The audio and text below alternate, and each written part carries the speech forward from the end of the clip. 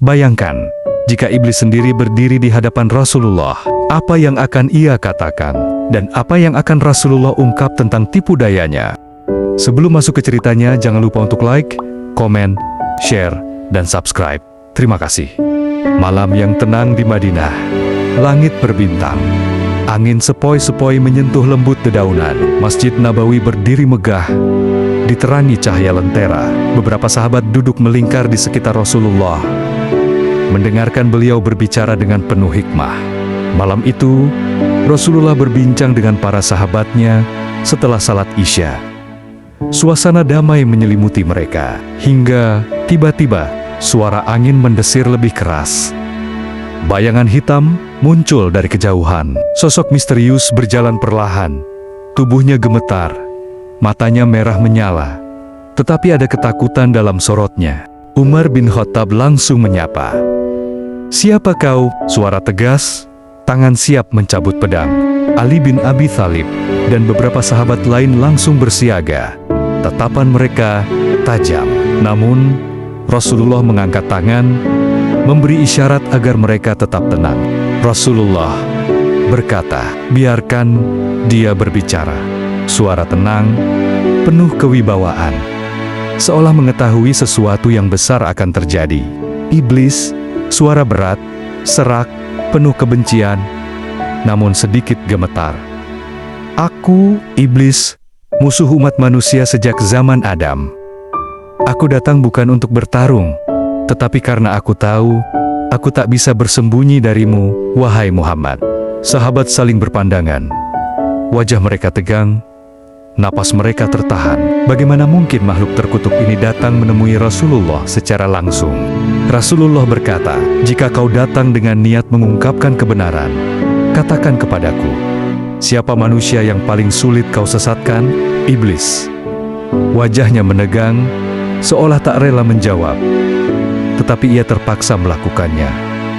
Orang yang ikhlas, mereka yang beribadah, bukan karena mengharapkan dunia, bukan karena takut manusia, tetapi hanya karena Allah.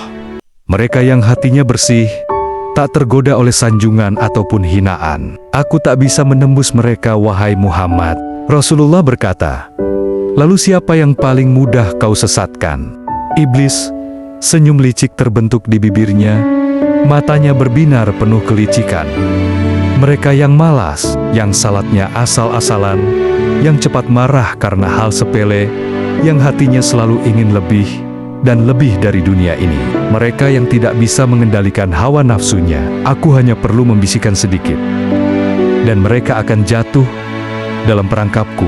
Rasulullah bertanya lagi, "Apa senjata paling ampuh yang kau gunakan untuk menyesatkan manusia?" Iblis senyum sombong, suaranya rendah, seolah membanggakan taktiknya. "Kesombongan, aku menanam rasa tinggi hati dalam diri manusia, membuat mereka merasa benar sendiri dan menjauh dari nasihat. Karena aku tahu, dosa pertamaku adalah kesombongan, dan aku ingin manusia jatuh dalam lubang yang sama." Rasulullah bertanya lagi, "Bagaimana agar manusia selamat dari tipu dayamu?" Iblis, mata menyipit, suara penuh kekesalan, seolah benci mengakui kebenaran ini. "Ada 4 hal yang membuatku tak berdaya. Pertama, keikhlasan dalam beribadah. Aku tidak bisa masuk ke hati yang dipenuhi dengan keikhlasan.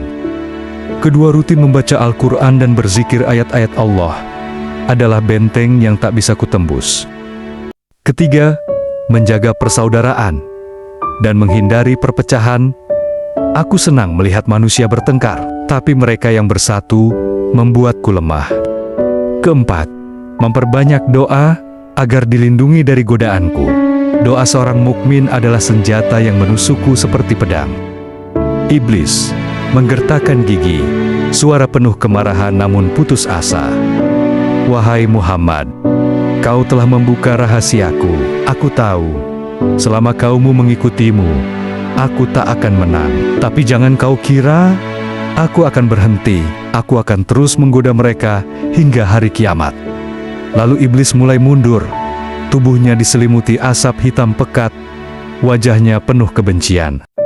Lalu Rasulullah bilang, "Janganlah kalian lengah. karena setan tak akan berhenti menggoda hingga hari kiamat. Suara gema Rasulullah mengakhiri percakapan. Iblis menghilang dalam kabut hitam.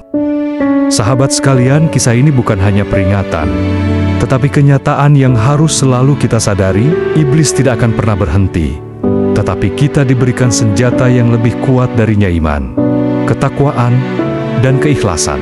Kita semua akan diuji, tetapi selama kita menggenggam erat petunjuk dari Allah dan Rasul-Nya, kita tidak akan tersesat.